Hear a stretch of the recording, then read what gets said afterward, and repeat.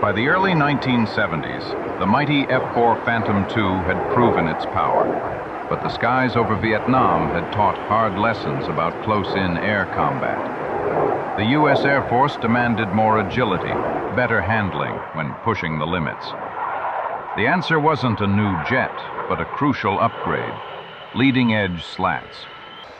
This is the official guide to mastering the enhanced F-4E, the Phantom reborn as a true dogfighter. The aircraft you've been watching is new to the Air Force. It's an F-4E equipped with leading-edge slats. The handling characteristics of this bird are significantly different from the hard-wing F-4. Our main concern is to make you fully aware of the modifications which make this aircraft different from the unslatted models, differences which affect flight characteristics and flying safety.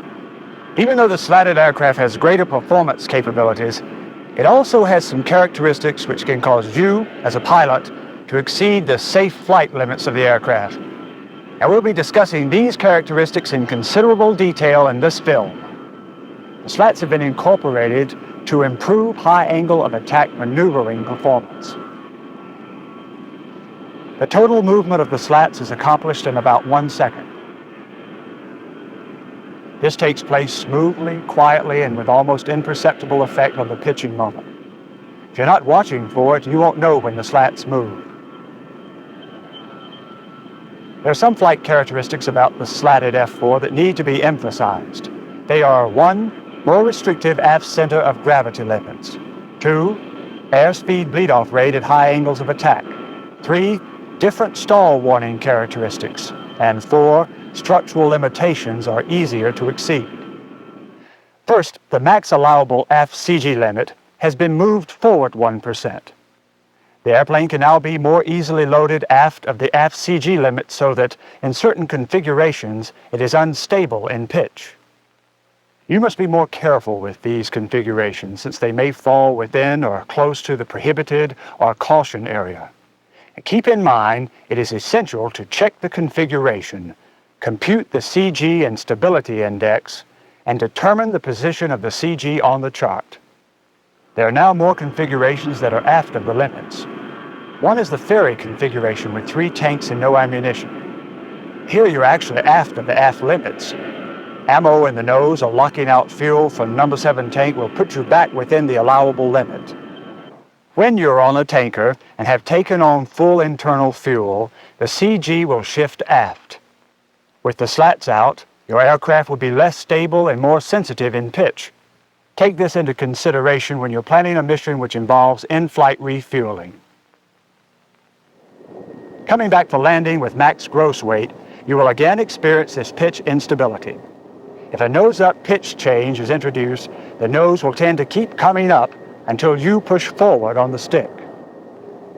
Actually, it's a matter of being aware when the aircraft is approaching or is on the aft CG limits, and that it is going to be more sensitive to pitch moments. Second flight characteristic is rapid airspeed bleed-off at angles of attack above 25 units. The optimum turn radius in the slatted F-4E is achieved at 23 to 25 units, and generally you shouldn't be flying above that. If you are, you're getting less lift and more drag. Unlike the hard-wing F-4, this aircraft is very smooth at this high angle of attack. This smoothness can be deceiving. Anything above 25 units will give you a rapid airspeed bleed-off. You will lose energy quickly and insidiously. You could easily find yourself in trouble. The third flight characteristic is the difference in stall warning. If you're about to stall an unslatted F-4, it will usually buffet very heavily and you will experience nose, slice, and wing rock.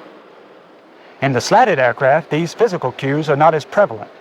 You can fly right through to departure with less aerodynamic warning. This is especially true at higher pitch rates. You have adequate stall warnings, but you must train yourself to use them. Your warnings on the slatted F-4E are the aural tone patterns and the angle of attack indicator. The addition of the slats has required a change in the aural tone schedule. Between 21 and 23 units, you will hear this tone. Between 23 and 25 units, you will hear a steady tone. Above 25 units, you will hear this. If you do get yourself into a stall, recovery techniques from an out-of-control situation remain the same as with an unslatted F-4. First, stick forward. Second, ailerons and rudder neutral. Third, if not recovered, maintain full forward stick and deploy drag chute. You must train yourself to listen for the aural tone and speed up your cross-check.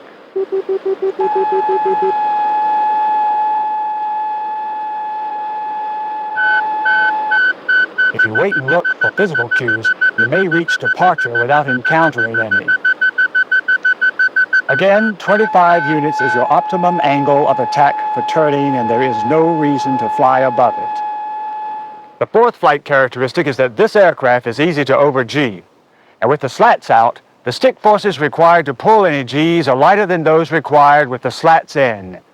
The lighter stick forces, together with a lack of buffet, will give you a tendency to pull more Gs than you expect. For example, with typical combat configuration, flying at 0.9 Mach at medium altitude, it requires 11 pounds of stick force to go from 1 to 2 Gs, an additional 7 pounds to reach 3 Gs, 4 more pounds to reach 5 Gs, and less than 1 pound to reach 6 Gs, which exceeds the maximum allowable limit for unsymmetrical flight. There isn't any easy-to-remember rule of thumb on G limits. The data in the flight manual requires interpolation and interpretation. You have to be aware of G limitations in all aircraft, but especially this one because the stick forces per G are less. Besides the 4 primary flight characteristics, there are some other distinct differences between the conventional F-4s and the slatted F-4Es. On takeoff, the slats have a destabilizing effect on pitch, much the same as when wing tanks are installed. The center of pressure on the slatted F-4E is further forward, which results in lower nose gear liftoff speeds and higher rotation rates. Be prepared to stop the pitch motion earlier. However, this is an advantage if you take off heavily loaded in the forward CG. Coordinated turns can be made using aileron alone, without rudder, at angles of attack up to 19 units. Between 19 and 25 units, a coordinated blend of rudder and aileron is required. Once again, the optimum maneuvering angle of attack is 23 to 25 units. When you reach it, stop. You have reached your optimum turn rate.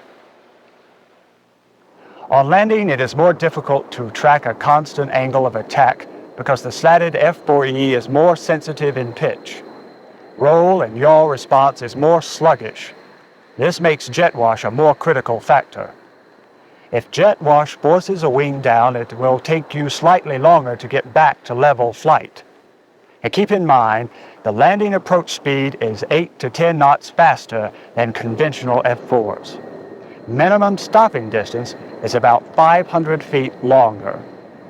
So now that we've taken a close look at the slatted F-4E, let's review its main flight characteristics. At 1, the F-4E has more restricted aft CG limits. 2, airspeed bleed-off rate is rapid at high angles of attack. 3, the stall warnings are milder, so you must be aware of your angle of attack and the new aural tone schedule.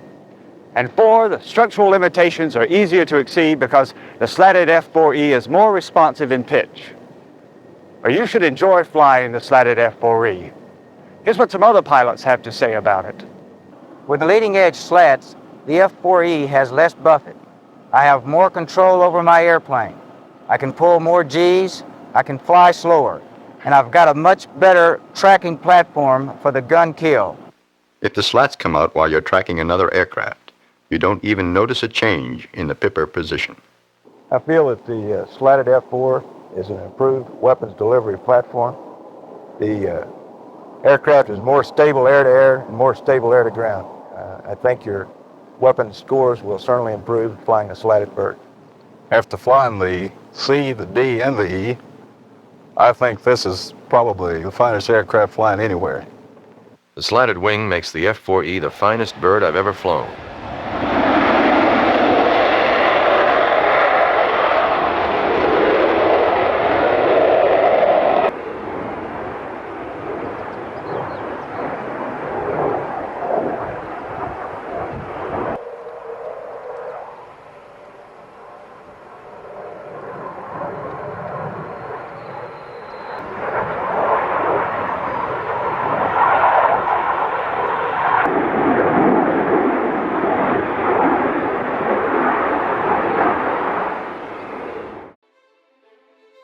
The design of the McDonnell Douglas F-4 Phantom II has surpassed 60 years.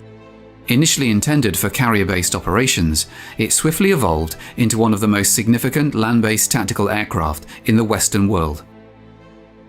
Over 5,200 Phantoms were manufactured, and today they continue to serve in Greece, South Korea, Turkey and Iran. Originating in the early 1950s as the McDonnell AH-1 supersonic attack aircraft, it transitioned in May 1955 into the F-4H-1 two-seat fleet defense fighter. With its Mach 2 Plus performance, the F-4 boasted an armament featuring 4 Sparrow air-to-air missiles, semi-recessed in the lower fuselage and complemented by a robust search and fire control radar. Thus, the F-4H emerged as the world's first fighter equipped with self-contained search and destroy capability.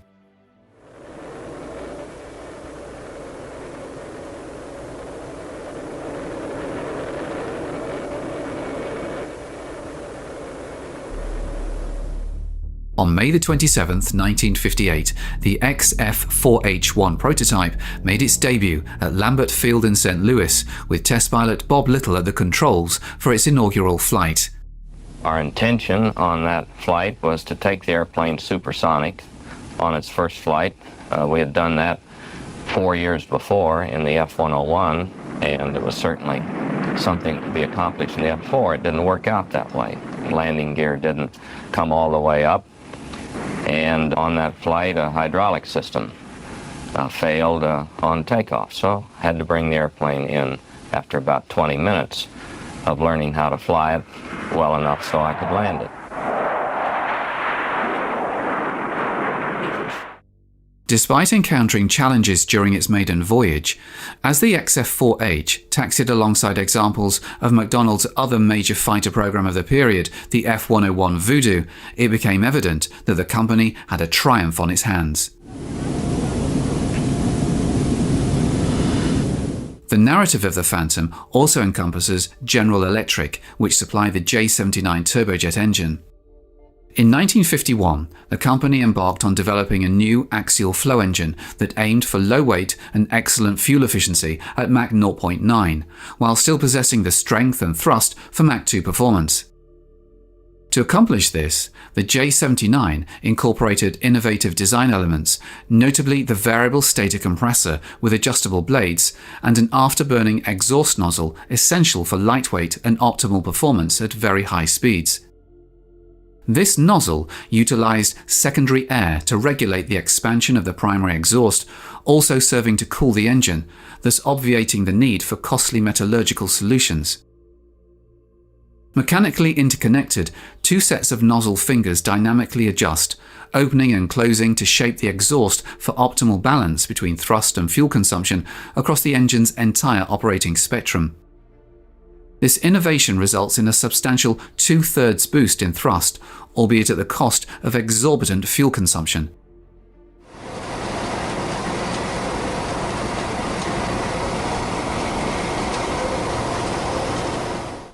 The full-scale variable stator compressor unit underwent its inaugural test in August 1953, yielding performance figures so impressive that the test crew initially suspected instrumentation malfunction.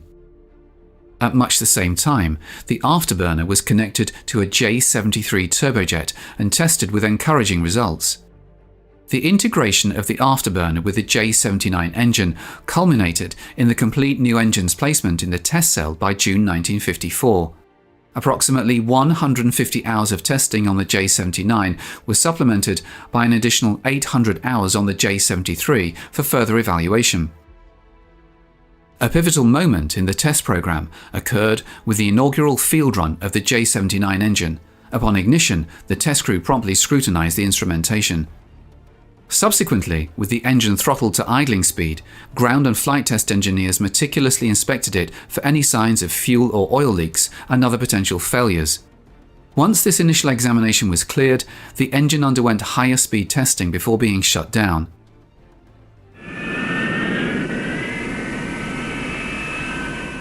In May 1955, the groundbreaking new engine took flight, housed in a nacelle beneath the belly of a converted North American B-45 bomber.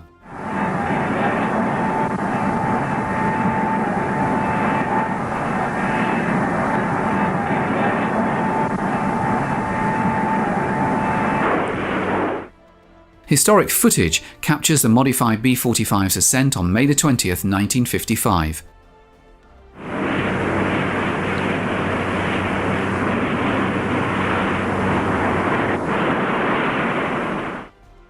After the B-45 achieved stable flight, the J-79's nacelle was extended, facilitating initial test runs to confirm its capabilities in steady, level flight.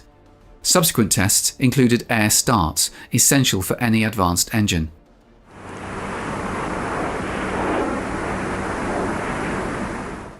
The J-79's performance was thoroughly assessed across various flight conditions, proving its mettle with afterburning thrust ratings of up to approximately 13,000 pounds.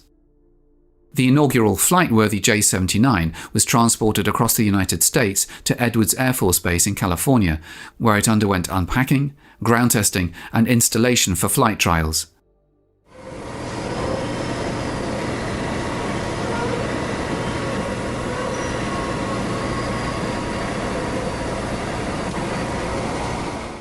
This process proceeded smoothly, with fuel, oil, and over 100 electrical connections established without major issues. The XF-4D-1, a prototype of the high-performance Naval Interceptor Skyray, was selected as the test aircraft for the flight trials.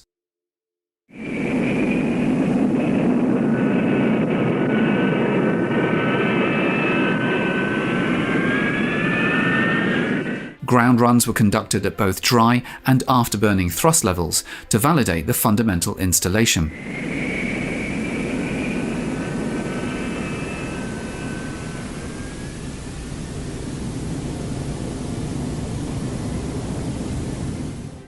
On December 8, 1955, under the command of test pilot Roy Pryor, the aircraft equipped with the J-79 engine embarked on its maiden flight.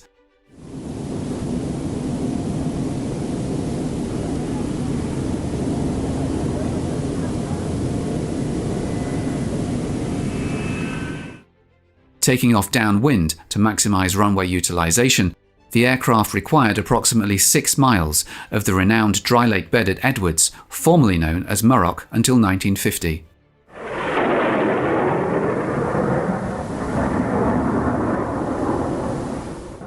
The flight encompassed a climb to 18,000 feet before safely returning for an evening landing.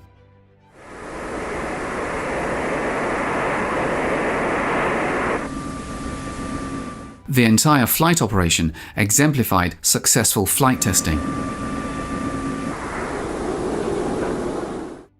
The J-79 was soon cleared for operational service, and early examples of the type were installed right from the beginning of the Phantom's production run. By the late 1950s, the Phantom's prominence surged following the placement of its first production contract in December 1956. This overview of an F-4B naval model, temporarily loaned to the US Air Force, highlights the aircraft's key attributes. Positioned at the front is the pilot, with the radar officer seated behind. A ladder, visible inside the rear canopy, can be deployed to darken the cockpit, ensuring optimal conditions for viewing the radar screen. Despite being relatively spacious and conventional for the era, the cockpits are well equipped with displays and controls. Occupants are seated on Martin Baker Mark V ejector seats, engineered for safe ejections even at zero altitude and speeds as low as 150 miles per hour. Mach 2 performance is facilitated by the 2 fully variable ramp inlets for the J-79 engines. A splitter plate diverts the boundary layer of the slower moving air close to the fuselage, while the inlet ramp adjusts at speeds exceeding Mach 1.4 to regulate the shock wave pattern, ensuring an uninterrupted airflow into the engine. This system operates automatically, controlled by the aircraft's air data computer. Notably, Navy and Air Force Phantoms typically feature distinct tyre configurations. Both types of tyres boast the same diameter, but the Air Force variant, depicted on the left, showcases a broader design. This broader tyre offers an increased touchdown area, allowing it to be inflated to lower pressures, suitable for operations on the extended runways typically available to land-based aircraft. Positioned on the port side of the fuselage is a pneumatically extended ram air turbine, serving as an emergency power source to sustain essential systems in the event of engine failure. Operating down to a speed of 225 miles per hour, the turbine supplies electrical power, transitioning to hydraulic power for the landing systems thereafter. The centerline hardpoint for stores, sidewinder tactical optical recognition carriage, is augmented by 4 substantial pylons situated under the wings. Along the leading edges of the wings are 3 section slats designed to maintain an even airflow over the wings and reduce stalling speed. This feature's efficacy hinges on boundary layer control, achieved by tapping air from the engine compressor and venting it through the depicted slots.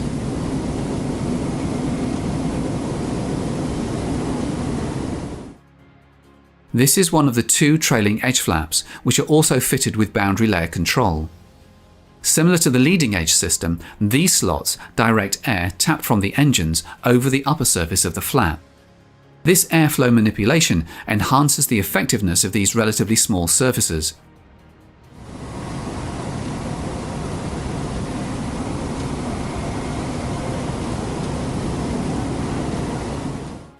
The flaps have a maximum deflection of 60 degrees, with full flap setting employed during landing and half flap setting for takeoff.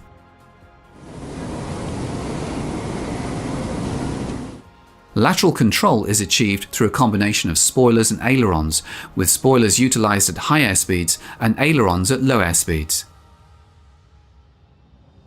Each wing's underside features a hydraulically operated speed brake, enabling rapid deceleration from speeds as high as Mach 2.4 at any flight altitude without inducing buffet or altering pitch trim. Although extending the speed brakes during landings is safe, their effect is minimal at low speeds.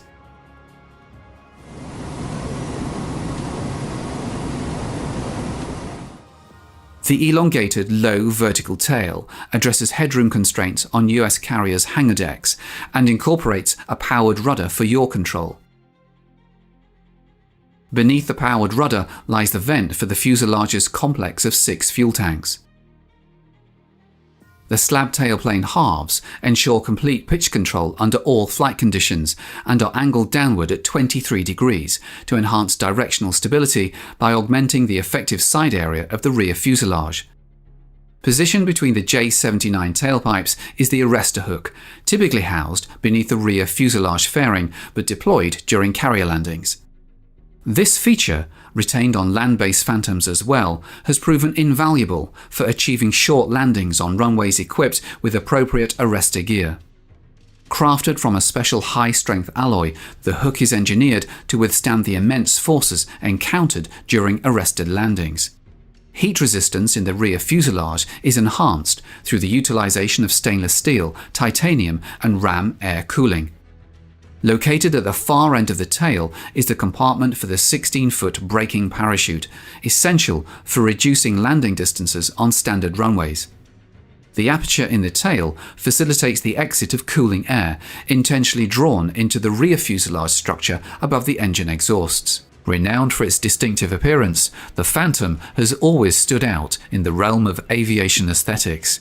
One of these distinctive features is the power folding of the outer portion of each wing, normally angled at 12 degrees. The folding system is engineered to reduce the Phantom's width for ease of movement on carrier decks and elevators. This feature, retained on land-based Phantoms as well, has demonstrated its practicality in various operational scenarios. With the wings folded, the internal plumbing for the boundary layer control system becomes visible. The sizable nose radome accommodates the 32-inch diameter antenna of the APQ-72 main radar. Positioned beneath the nose is the fairing for the infrared scanner, serving as a backup target acquisition capability should the main radar encounter jamming or failure. The Phantom entered operational service with the US Navy in 1961, prompting rapid conversion of squadrons from older aircraft types to equip the Navy's formidable carrier force.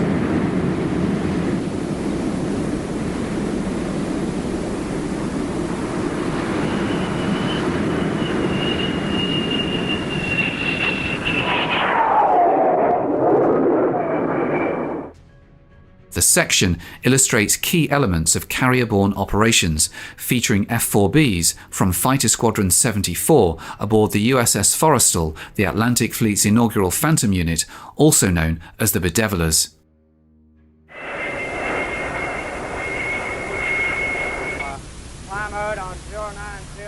Prior to each mission, a meticulous briefing sets the stage, followed by flight crews donning survival equipment on top of their flight suits.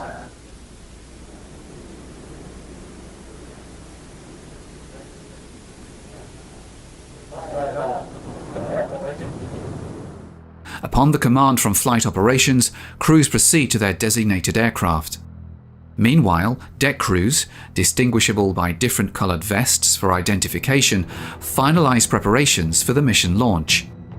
The pilot conducts a thorough walk-around check of the aircraft before both pilot and radar officer embark on the Phantom. The launch weight is indicated for the catapult officer's attention.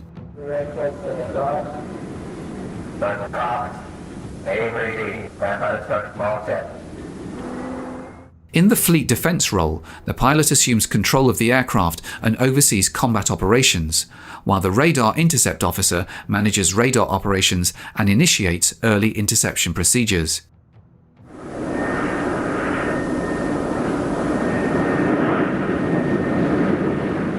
Subsequently, both cockpit canopies are sealed shut, and the deck crew raises the catapult bridle in readiness for launch.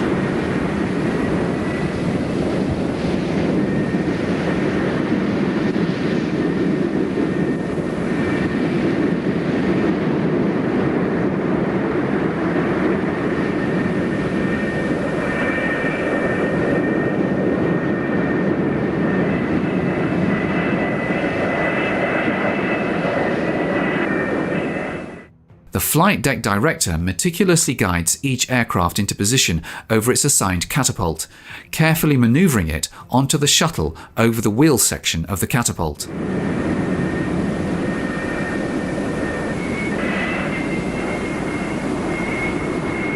Subsequently, the bridle is securely attached, and any slack in the bridle is eliminated by nudging the catapult shuttle forward slightly. Simultaneously, the companion Phantom on the second catapult undergoes identical preparation, with cockpit checks also finalized. The deck director signals the pilot to advance the engines to take off power.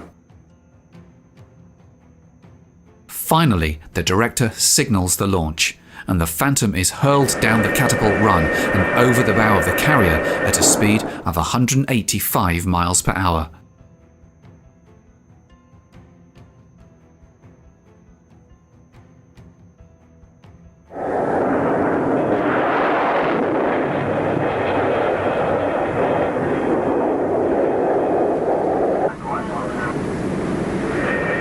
As the first pair embarks on their combat air patrol, another duo of Phantoms taxis towards the launch area. Upon reaching the designated spot, deflectors are raised to redirect exhaust gases away from the flight deck.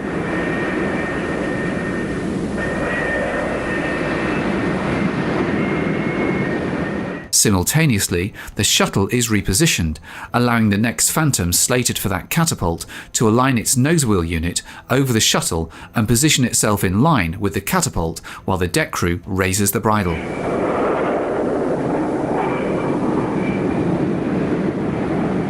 This launch sequence continues with up to 4 aircraft dispatched almost simultaneously.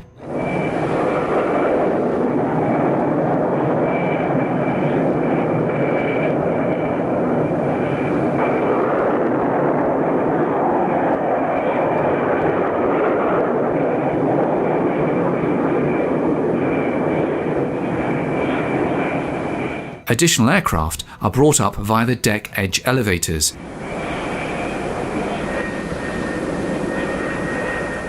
Enabling launches to proceed, including instances of triple dispatchers.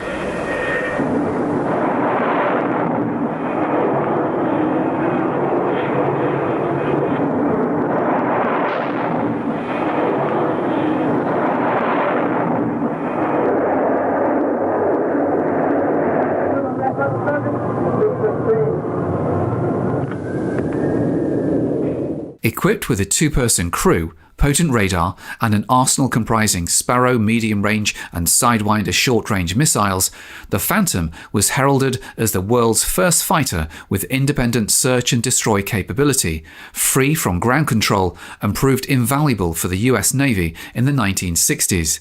Its service capabilities were swiftly showcased through a series of world records. In December 1959, the Phantom achieved a zoom climb-to-altitude record of 98,556 feet. In September 1960, it secured 2 closed-circuit records at speeds of 1,217 and 1,390 miles per hour. Less than a year later, in August 1961, it established a low-altitude speed record of 903 miles per hour, followed shortly thereafter in November by an absolute world speed record of 1,606 miles per hour. Undoubtedly, one of the most remarkable early achievements took place in May 1961, commemorating the 50th anniversary of naval aviation. 5 prototype Phantoms embarked on a journey from west to east across the United States, completing the transcontinental flight in a mere 2 hours and 47 minutes, smashing previous records. Upon concluding their patrol, the Phantoms returned to the carrier for landing.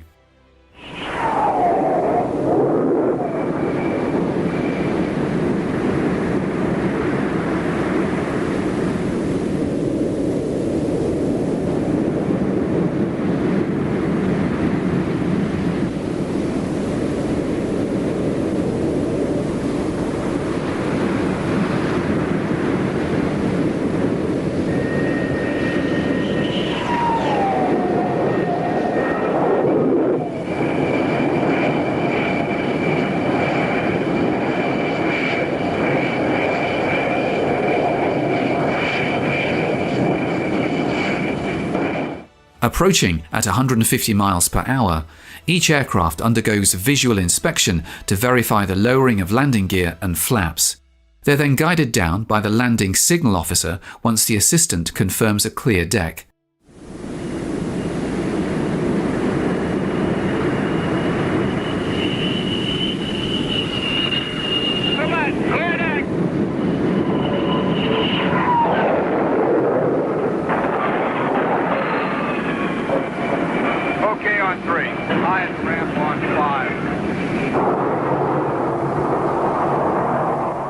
As the pilot aligns for approach, guidance is provided by an amber light known as the meatball, situated on the right side of the flight deck. The pilot keeps this lined up with the row of green lights to ensure that he is in the groove, the correct glide slope to fly the aircraft onto the deck and catch the wire. Different light angle approach settings are configured for each type of aircraft aboard.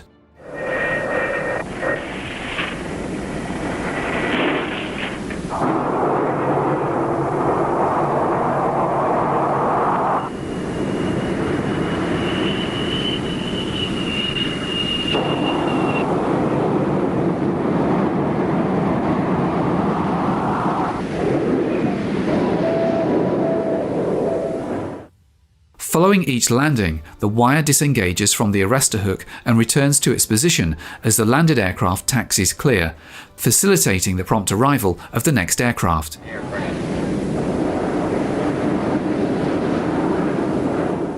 Subsequently, the landed aircraft are lowered to the hangar deck via the 4 deck edge elevators to initiate the maintenance cycle before their next mission. Each of the 4 Forrestal-class ships boasts approximately 3.5 acres of maintenance area below the flight deck, though this capacity accommodates only half of the carrier's 90 aircraft at any given time. Throughout the 1960s and early 1970s, both the F-4B and the upgraded, more potent F-4J versions of the Phantom served as the backbone of the US Navy's air defense. Extending outward to a radius of 400 miles from the carrier, the Phantom maintained unrivaled effectiveness in combat air patrol until the introduction of the Grumman F-14 Tomcat. During the Vietnam War, US Navy Phantoms occasionally operated as attack aircraft from land bases while detached from their parent carriers. These F-4J aircraft, derived from the original F-4B, featured more powerful engines, drooping ailerons to complement the flaps, slotted and hence more efficient tailplanes,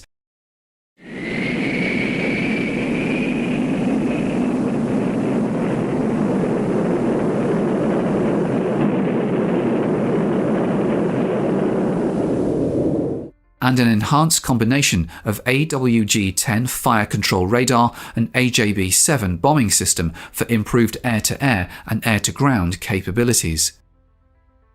The pilot assumes the primary responsibility of flying the aircraft, remaining fully engaged in ensuring all systems are functioning optimally and monitoring fuel levels while maintaining a vigilant visual scan of the sky for potential threats that may have eluded radar detection.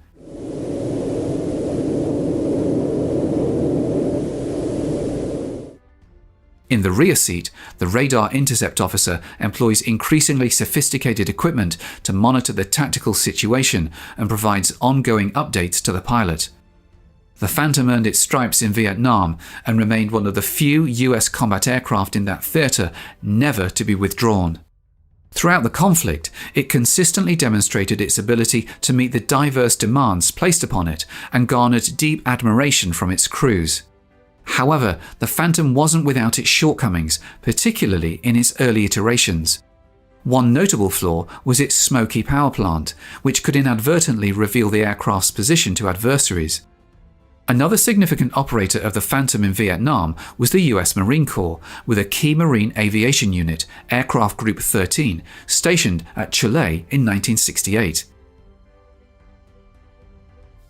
Aircraft were stored in blast-proof revetments between missions to mitigate the impact of communist rocket and mortar attacks on airfields and to impede potential close assaults by Viet Cong sappers.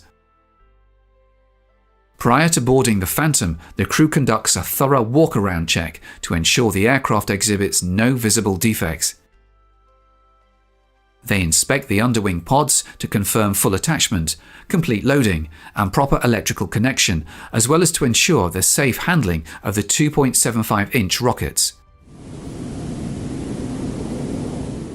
Examination of the main landing gear wheel well is conducted to detect any signs of hydraulic or fuel leaks. A brief inspection confirms that the Mark IV 20mm cannon pod is loaded with ammunition and free of apparent issues. The bomb load is finalized with triplets of retarded high-explosive bombs loaded onto the wing pylons by the ordnance crew, utilizing a specialized jack-up bomb trolley. Safety pins are inserted to secure the bombs before the trolley is removed.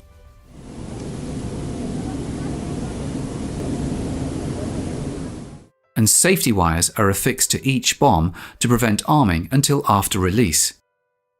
As it falls, the wire breaks, thus freeing the nose-mounted propeller to turn the requisite number of times and so arm the weapon. The two crew members undertake the standard walk-around check before boarding the aircraft. With assistance from the ground crew, they strap in and then don their bone dome helmets and flame-resistant gloves. The next task involves conducting a cockpit check with the aid of a specialized checklist.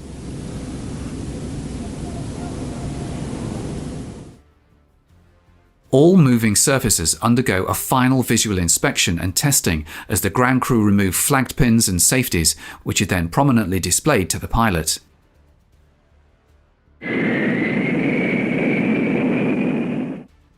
Loaded with 12 bombs and a centerline drop tank, the F-4B of Marine Fighter Attack Squadron 115 taxis out for takeoff, accompanied by other Phantoms slated for the mission joining up on the runway.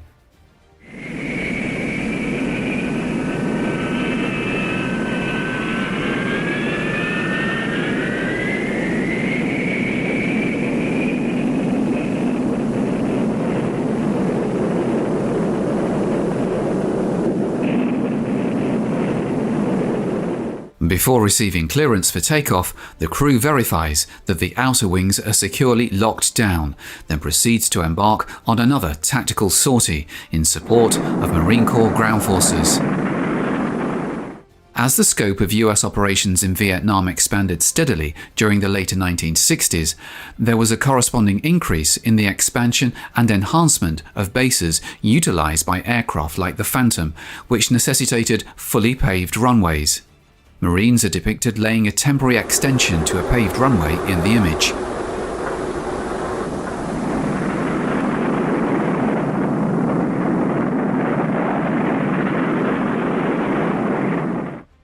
Ground operations necessitated support around the clock and in all weather conditions, highlighting the crucial role played by Marine Aviation Phantom squadrons in facilitating the success of Marine Corps ground forces in Vietnam.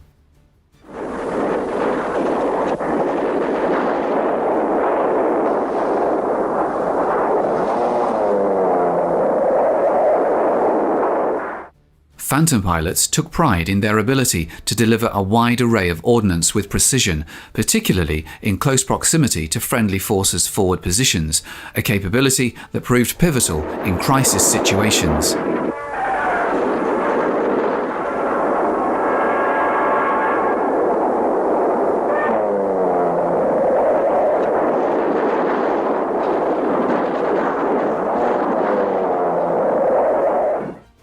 The ability to rapidly respond allowed constant pressure to be applied on the enemy, whose precise location was communicated via radio relay by ground forces or a forward air controller.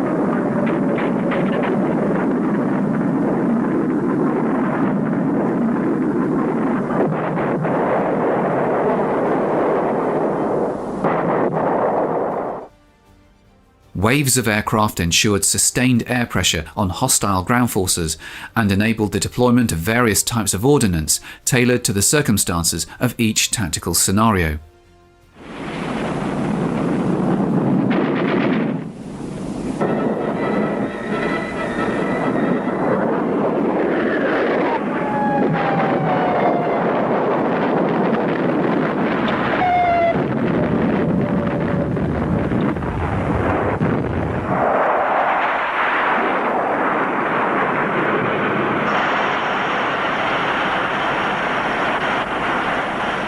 The US Air Force emerged as a major operator of the Phantom in Vietnam, commencing with the F-4C land-based variant of the F-4B, followed by the modestly improved F-4D featuring enhanced ground attack capabilities.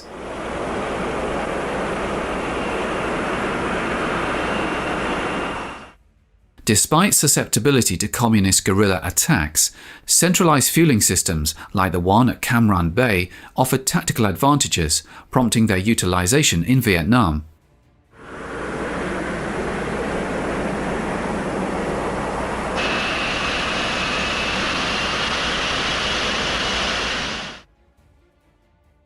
The Phantom's high fuel consumption posed challenges for holding quick reaction units on the runway, but often circumstances demanded it to swiftly deploy maximum aerial firepower against communist forces.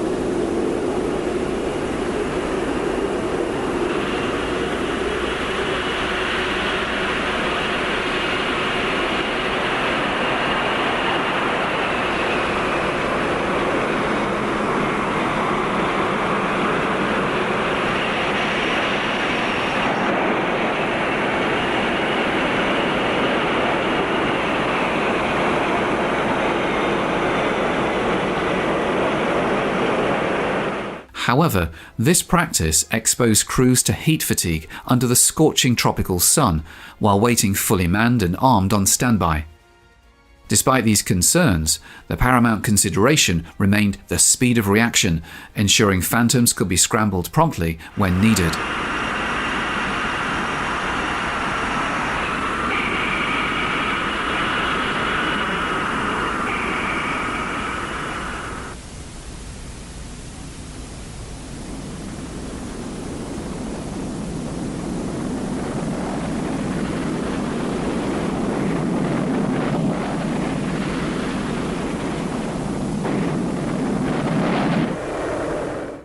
After the standard preparation and takeoff, sometimes with reduced fuel to allow the maximum possible war load to be uplifted, the Air Force's Phantoms often linked up with a Boeing KC-135 tanker to top up their tanks and thus increase combat radius with a war load of up to 16,000 pounds of external stores.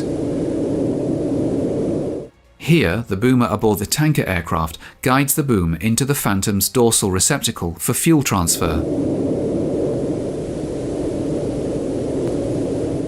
Renowned as the quintessential attack aircraft in Vietnam, the Phantom offered an impressive combination of payload capacity and range, coupled with robust airframe strength and advanced avionics, ensuring precise targeting with remarkable accuracy.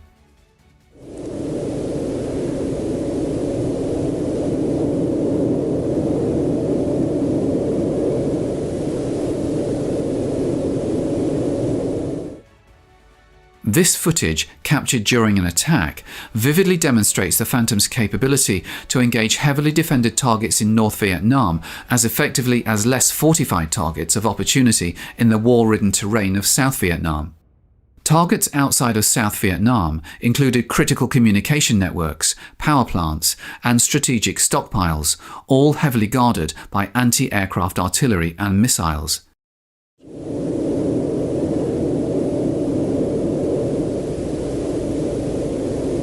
Even in adverse weather conditions, Phantoms demonstrated their ability to penetrate defences and deliver their payloads.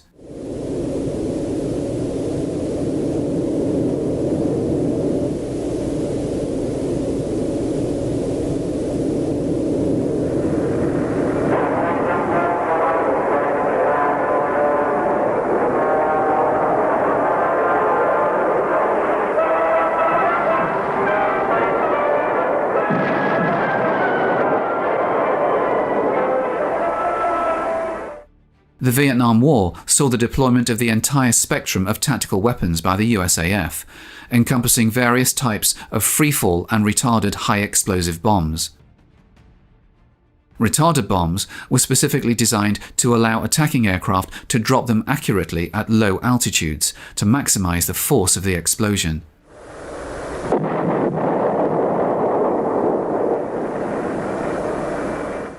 In coordinated operations, Phantoms would operate in tight formations at medium altitudes, with all aircraft releasing their bombs upon the leader's command to achieve maximum concentration of ordnance. Napalm emerged as a particularly vital weapon in the US tactical arsenal during the Vietnam War.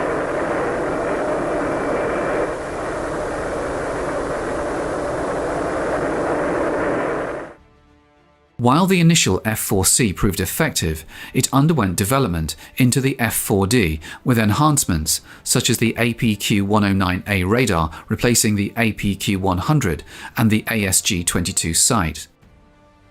However, both models lacked an internal gun, leading to the frequent use of cannon pods in both air-to-air and air-to-surface roles.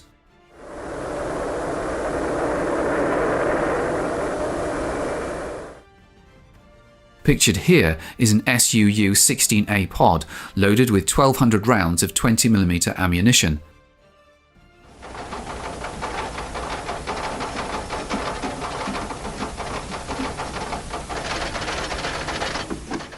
The pod incorporates an external ram turbine to power the cannon, restricting the aircraft to speeds below 400 miles per hour during the firing pass.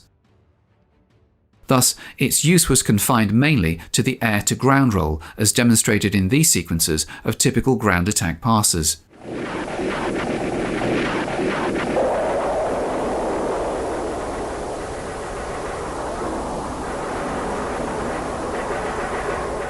The SUU-16A and the SUU-23A self-powered versions, designed for high-speed air-to-air engagements, served as solutions, albeit not ideal ones, to the Phantom's lack of an internal gun.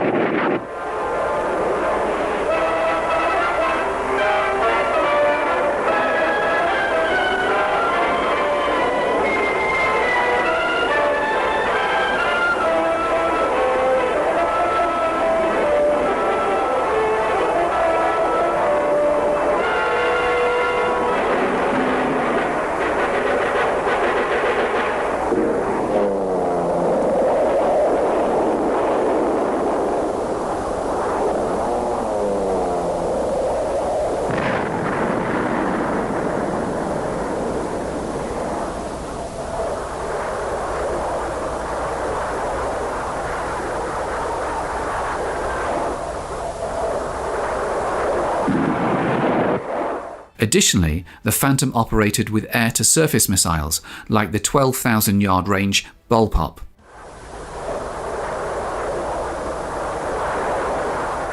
As previously mentioned, its primary air-to-air armament consisted of the medium-range Sparrow and short-range Sidewinder missiles. Although air combat was infrequent during the Vietnam War, encounters with MiG fighters did occur, often resulting in successful engagements, such as the one depicted here with a Sparrow missile, or through cannon fire, as captured in classic camera gun footage.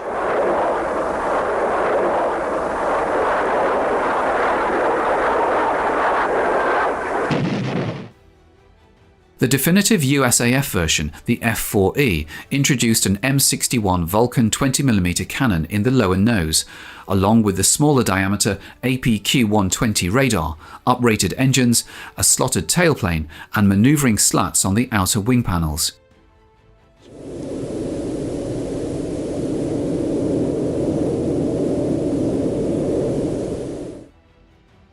Similar to earlier Phantom variants, provision was made for podded electronic countermeasures like the jammer pod, seen here, carried in the port-forward Sparrow missile recess.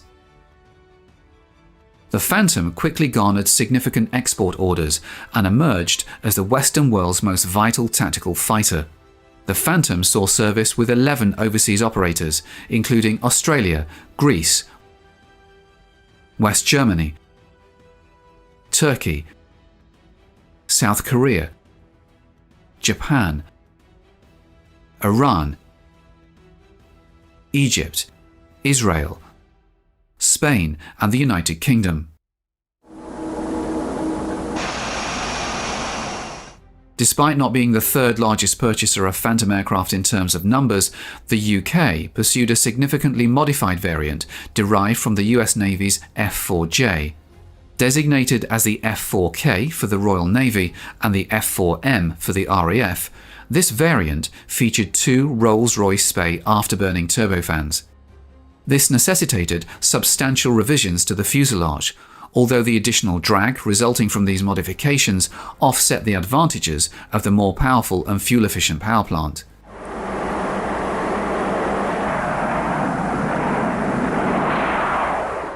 The naval variant, known as the Phantom FG Mark I, boasted the AWG-11 fire control radar and incorporated various British features. Its armament included the Sparrow missile and the 2-inch rocket, the latter housed in multiple pods mounted under the wings. The FG Mark I remained in service with the Fleet Air Arm until the Royal Navy was forced to phase out its fixed-wing carrier strength in the mid-1970s. Following the allocation of survivors from the Fleet Air Arm's 52 aircraft, the Royal Air Force operated the Phantom FRG Mark II, equipped with the AWG-12 fire control radar and a British navigation attack system. Peacetime ground attack training typically involved rockets, cannon pods, and practice bombs, as depicted in the accompanying sequence. About 5 degrees coming on to the attack heading now. Contact the target, master arms going on, and the camera's going on. Going right a bit. Firing now, and pulling.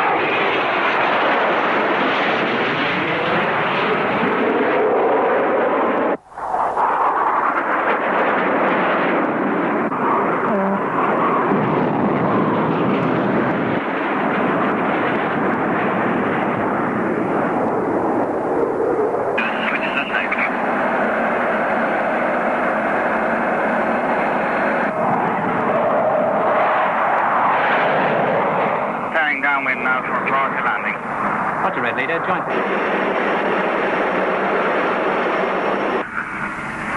Gears down.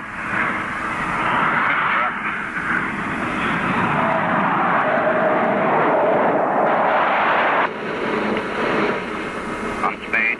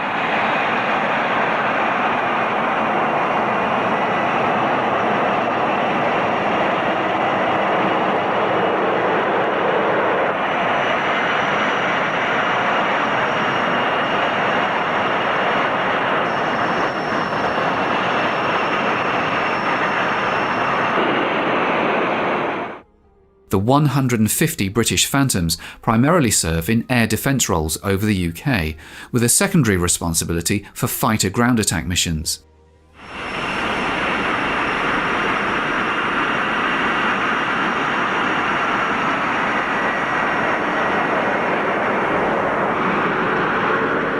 Number 41 Squadron exemplifies one of the 7 British Phantom squadrons, with 2 squadrons flying ex-naval FG Mark I variants and a 3rd squadron operating ex-US Navy F-4Js.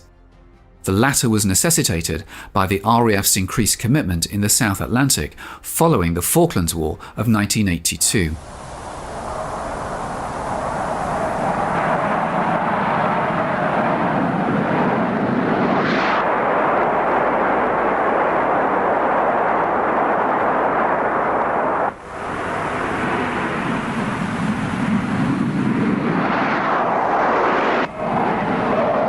Modern developments have highlighted alternative roles for the Phantom, such as reconnaissance and defence suppression.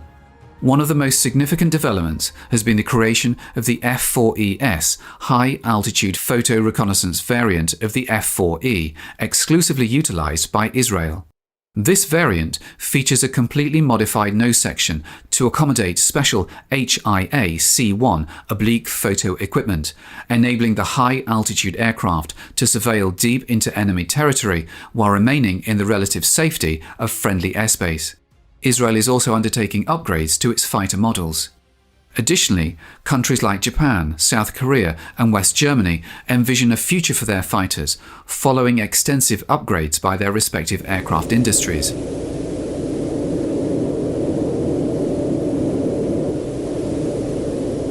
Throughout its service history, the Phantom has demonstrated remarkable adaptability across a wide range of roles, utilizing various weapon types on its 5 hardpoints. Some of the most important are illustrated in the next few sequences.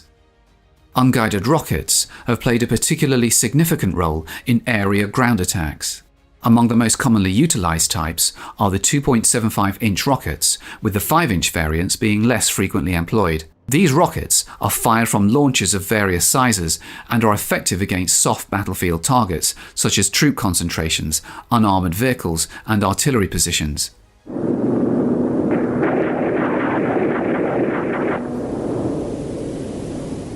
In the air-to-air role, the short-range infrared-guided Sidewinder has proven more successful than the medium-range Sparrow.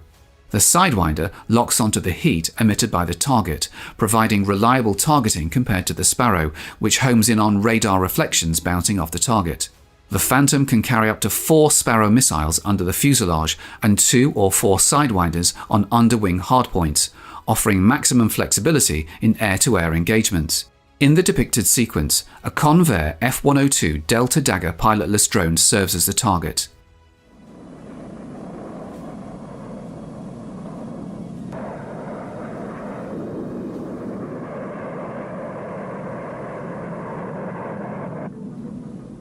A late-model Sidewinder successfully hits the drone's tailpipe, demonstrating the effectiveness of the weapon. Following the successful hit, the drone experiences successive breakup as it tumbles out of control.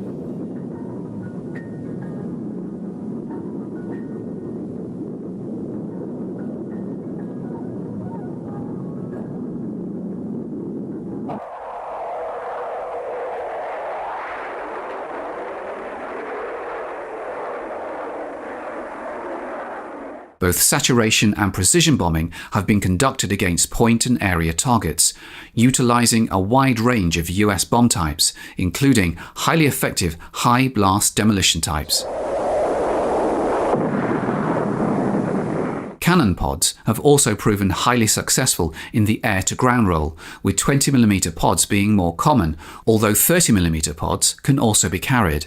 Multiple pods have demonstrated devastating effectiveness in air-to-surface operations. As the most important type in US Navy and US Air Force service during the 1960s and early 1970s, the Phantom was utilized by aerobatic display teams of each service. The Navy's team, the Blue Angels, operated the F-4J until the rising fuel prices necessitated a change to the McDonnell Douglas A-4F Skyhawk in 1974.